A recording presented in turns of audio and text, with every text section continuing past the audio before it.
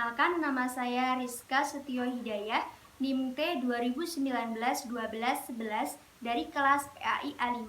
Di sini, saya akan menjelaskan tentang langkah-langkah yang saya lakukan dalam membuat rencana pelaksanaan pembelajaran kurikulum 2013.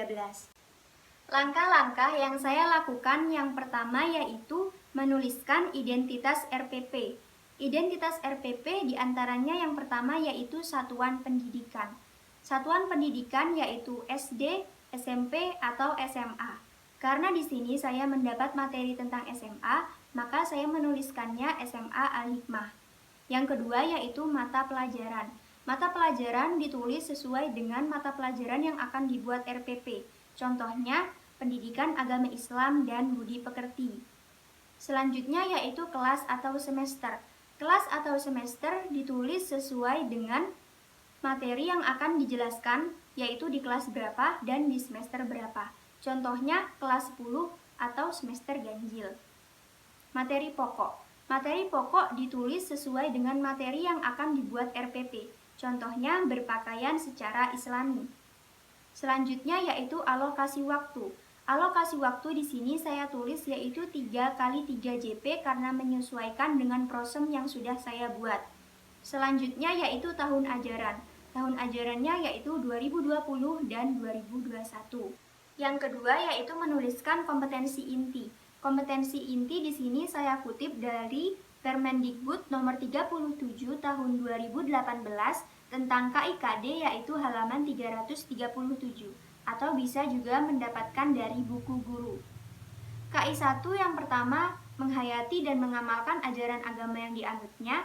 Yang kedua, menghayati dan mengamalkan perilaku jujur, disiplin, tanggung jawab, peduli, gotong royong, kerjasama, toleran, damai, santun, responsif, dan proaktif, dan menunjukkan sebagai bagian dari solusi atas berbagai permasalahan dalam berinteraksi secara efektif dengan lingkungan sosial dan alam, serta dalam menempatkan diri sebagai cerminan bangsa dalam pergaulan dunia. KI 3 yaitu memahami, menerapkan, menganalisis pengetahuan faktual, konseptual, dan prosedural berdasarkan rasa ingin tahunya tentang ilmu pengetahuan, teknologi, seni budaya, dan humaniora dengan wawasan kemanusiaan, kebangsaan, kenegaraan, dan peradaban terkait penyebab fenomena dan kejadian, serta menerapkan pada bidang kajian yang spesifik sesuai dengan bakat dan minatnya untuk memecahkan masalah. Yang KI keempat yaitu mengolah, menalar, dan menyaji dalam rangka konkret dan ranah abstrak terkait dengan pengembangan diri yang dipelajarinya di sekolah secara mandiri dan mampu menggunakan metode sesuai kaidah keilmuan. Yang ketiga yaitu menuliskan kompetensi dasar dan indikator pencapaian kompetensi. Untuk kompetensi dasar saya ambil pada silabus SMA karena materi saya yaitu materi SMA dan menyesuaikan dengan materi pokok yaitu berpakaian secara Islami. Kompetensi dasar yang pertama yaitu 1.5 terbiasa berpakaian sesuai syariat Islam, 2.5 menunjukkan perilaku berpakaian sesuai dengan syariat Islam, 3.5 menganalisis ketentuan berpakaian sesuai dengan syariat Islam, 4.5 menyajikan keutamaan tata cara berpakaian sesuai dengan syariat Islam. Selanjutnya, untuk indikator pencapaian kompetensi, saya tulis dengan memperhatikan kata kerja operasional. Contohnya, untuk indikator pencapaian kompetensi 1.5.1 yaitu menggunakan pakaian sesuai dengan syariat Islam dalam kehidupan sehari-hari, yaitu menggunakan KKO yaitu ranah kognitif tingkat 3, yaitu menerapkan dengan kata menggunakan. Selanjutnya, indikator pencapaian kompetensi 2.5.1 yaitu memilih pakaian yang sesuai dengan syariat Islam dalam kehidupan sehari-hari. Di sini merupakan ranah kognitif tingkat 4 yaitu menganalisis dengan kata memilih. Selanjutnya yaitu indikator pencapaian kompetensi 3.5.1 yaitu menguraikan ketentuan berpakaian sesuai dengan syariat Islam, merupakan ranah kognitif tingkat 4 juga. Selanjutnya yaitu 3.5.2, mengaitkan ketentuan berpakaian secara islami dengan kehidupan di lingkungan masyarakat, merupakan KKO ranah afektif tingkat 4, yaitu mengorganisasikan. Selanjutnya yaitu 4.5.1, menunjukkan keutamaan tata cara berpakaian sesuai syariat Islam, merupakan ranah psikomotorik tingkat 1. Selanjutnya yaitu 4.5.2, melaksanakan perilaku baik dengan berpakaian sesuai dengan syariat Islam, merupakan ranah psikomotorik tingkat 2. Selanjutnya yaitu 4.5.3, yaitu mempraktekkan tata cara berpakaian menurut syariat Islam, merupakan ranah psikomotorik tingkat 3. Untuk kompetensi dasar 1.5 dan 2.5, indikator pencapaian kompetensi minimal 1, sedangkan untuk kompetensi dasar 3.5 dan 4.5, indikator pencapaian kompetensi minimal 2. Selanjutnya yaitu menuliskan tujuan pembelajaran. Tujuan pembelajaran ditulis yang pertama yaitu memperhatikan alokasi waktu yang sudah ditentukan. Jika pertemuannya ada 3, maka tujuan pembelajaran dibuat sesuai dengan setiap pertemuan. Contohnya, pertemuan pertama, melalui metode Student Center Learning, siswa dapat menentukan 3.5.1, menguraikan ketentuan berpakaian sesuai dengan syariat Islam. 3.5.2, mengaitkan ketentuan berpakaian secara islami dengan kehidupan di lingkungan masyarakat sekitar. Maka, ini ditulis sesuai dengan indikator pencapaian kompetensi yang sudah dibuat. Tinggal dibagi dengan alokasi waktu yang sudah ditentukan. Selanjutnya yaitu pertemuan kedua. Melalui metode problem-based learning, siswa dapat 4.5.1 menyajikan keutamaan tata cara berpakaian sesuai dengan syariat Islam. 4.5.2 melaksanakan perilaku baik dengan berpakaian sesuai dengan syariat Islam. 4.5.3 mempraktekkan tata cara berpakaian menurut syariat Islam. Sedangkan untuk pertemuan ketiga, saya melakukan penilaian harian, yaitu dengan melalui tes tulis, siswa dapat menjawab 20 pertanyaan dengan tepat, yang terdiri dari 15 pilihan ganda dan 5 isi. Dan yang kedua yaitu tugas tindak lanjut. Selanjutnya yaitu menuliskan materi pembelajaran.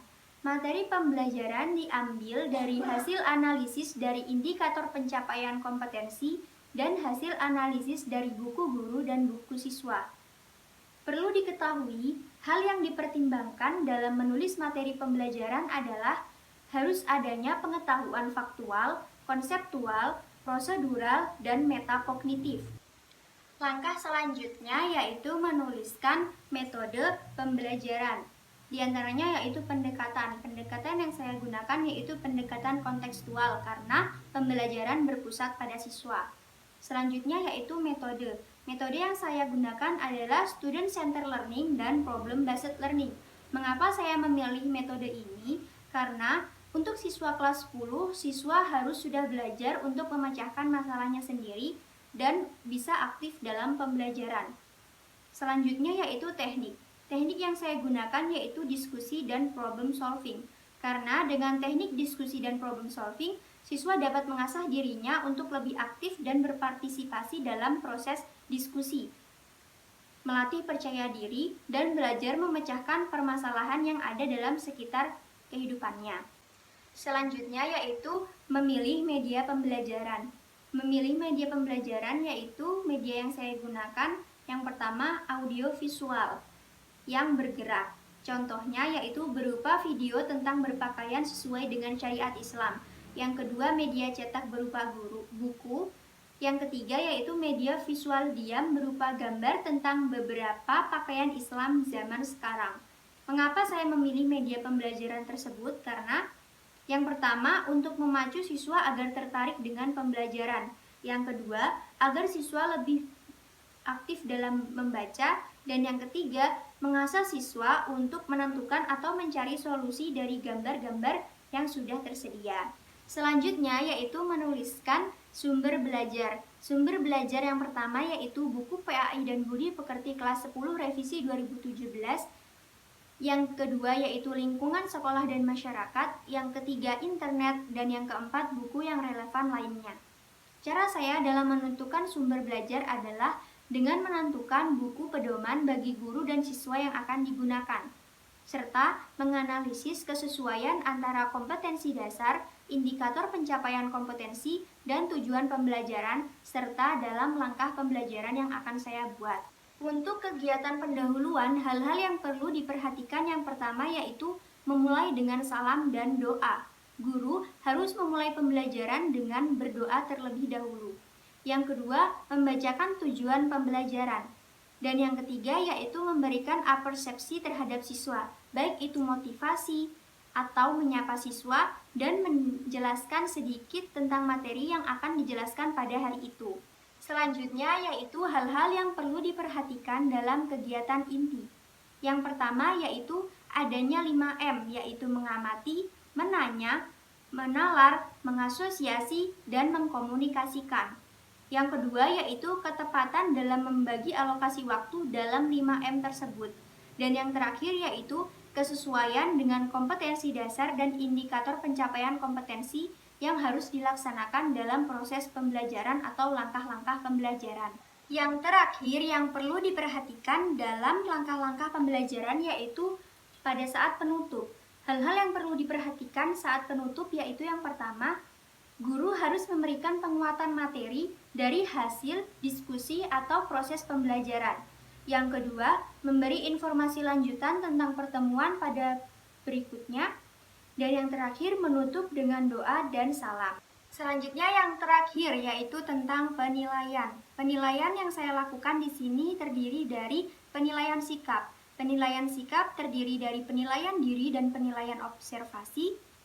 Yang kedua yaitu penilaian pengetahuan berupa soal pilihan ganda dan soal esai, dan yang terakhir yaitu penilaian keterampilan. Alasan saya memilih penilaian sikap berupa penilaian diri dan observasi adalah untuk mengetahui tingkat ketaatan siswa dalam kehidupan sehari-hari dan untuk menunjang nilai siswa selain dari penilaian pengetahuan dan keterampilan. Sedangkan untuk penilaian pengetahuan, saya memilih pilihan ganda 15 dan IC 5 karena penilaian ini penilaian paling mudah menurut saya karena saya mampu mengerjakannya. Selain itu, penilaian bentuk ini mempermudah siswa untuk menjawab sesuai dengan kemampuan kognitifnya. Selain itu, mempermudah saya untuk mengalokasikan waktu sesuai dengan alokasi waktu yang sudah saya tentukan tadi. Demikianlah penjelasan yang dapat saya terangkan tentang langkah-langkah saya dalam membuat RPP. Kurang lebihnya mohon maaf. Wassalamualaikum warahmatullahi wabarakatuh.